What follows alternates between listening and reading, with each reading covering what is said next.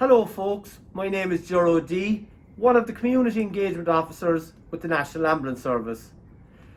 I'm absolutely delighted to have been asked to take part in this year's Respond, albeit virtually. We've been granted access to pop in, have a chat with the control room manager and some of the staff working here at NEOC. In particular, we're going to concentrate on the computer-aided dispatch system and how the text back, which is done by CFRs, impacts on the system and on the running of a real-life emergency call. Here we are on the 5th floor of the Rivers building in Tala at the National Emergency Operations Centre. Some of you may have had the opportunity in the past to come visit and take part in the tour, but unfortunately, due to COVID-19, we've had to postpone all future tours. But I'm now going to pop inside. We're going to meet John Larkin, the control room manager, and some of the staff working here at NEOC. John Larkin, control room manager, NEOC based out of Tala. Just take a few minutes, I suppose, one to acknowledge the huge job that CFR has performed for us in the chain of survival, and just to highlight the importance of the text back to acknowledge that you're mobile to the scene. That gives us great visibility as to what resources are attending any particular incident for us, allows us to update who we know is going to the scene in a timely manner. Here we see the call taker inputting a cardiac arrest call. When she indicates that the patient is not conscious or breathing, the system automatically sends a text message to the first responder group.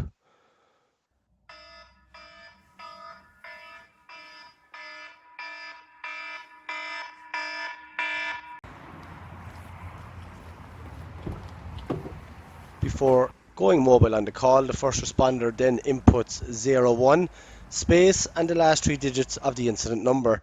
This then populates on the CAD at NEOC, and as you can see here, the call sign appears on the CAD and shows that you are mobile.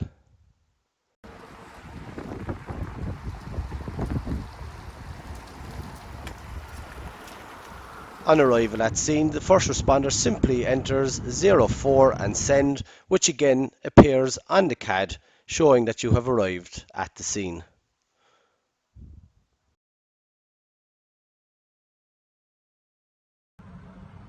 Ongoing clear from the call, the first responder then simply enters 19 and send, and as you can see on the screen here, it appears on the CAD that you are now clear. Let's now go and speak to some of the staff about the benefits of the text back system and what it means for them in the management of emergency calls. My name is John Butler. I've worked in NEOC for the last 2.5 years. I obviously started as a call taker. In the last year or so I've moved over to dispatching the ambulances. So when the call taker processes the cardiac arrest call, obviously it'll pop up on our screen. We're going to mobilise the nearest available resource straight away. Then within a couple of seconds we see that the CFRs go mobile. It's such a relief to know that there's good trained CPR going to start a lot quicker than we expected. When the text goes out to the CFR groups and they respond, given the mobile button, obviously quite important because we can, as a call taker, we can assure the family that there's a nearer response coming. As a dispatcher, we can inform the paramedic crew that there's going to be a CFR on scene with good quality trained chest compressions ongoing. As well as that, knowing that they're on the way, if for whatever reason there's a scene safety issue, we can ring the CFR and stand them down. At the end of the day, as a dispatcher, your priority is your safety for your all attendant resources, and CFR is an attendant resource for us. With the new normal nowadays, we've got the whole global pandemic, and it can go back to now contact tracing, to know what time you're at scene. If we find out that there's someone at scene who turns out to be COVID-19 positive, public health can use that information to contact the respondent CFR and give them the proper advice on what to do.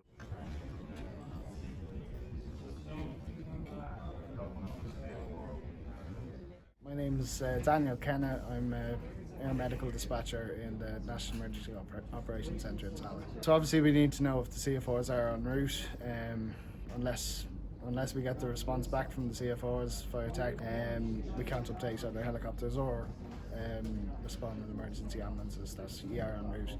As some parts of the country are fairly rural, the helicopter might be the first resource on the scene, so it's vital that they are aware that there is at least somebody with an AED mobile ahead of them. Just before the COVID crisis kicked in and started to affect all the services, we were obviously always delighted to welcome CFR groups here to NEOC. It was great to see them in and give them an understanding of how the operation here works. We certainly look forward to the day where CFRs will be welcomed back with open arms into the NEOC. Okay, so I hope this has given you a good insight into the importance of doing the text back as a CFR. As you can see from listening to the guys here, it's so important for them to know that you're going on a call. It has so many benefits for the call taker, who is in a very, very stressful environment dealing with a cardiac arrest over the phone, to be able to see on the screen that you're gone mobile. That gives them extra reassurance. It's reassurance that they can pass on to the caller to say that help is on the way and will be there as quickly as possible. It also gives vital information to the dispatcher. Now they know that they have an extra resource responding to the call. They also know that if a scene becomes unsafe, that they can contact you and say stand down or to stand by. And after a call, if there are issues surrounding critical incident stress management or contact tracing in terms of COVID-19, by you recording yourself on the system with the text message, that we can instantly identify which group was at a call and then contact the coordinators and find out which crew were at the call. And it just gives us that extra bit of safety and welfare for all of you. A huge thanks to the control room manager and the staff here at the National Emergency Operations Centre for allowing us in to get an insight behind the scenes as to the running of an emergency call. Stay safe out there, and thank you.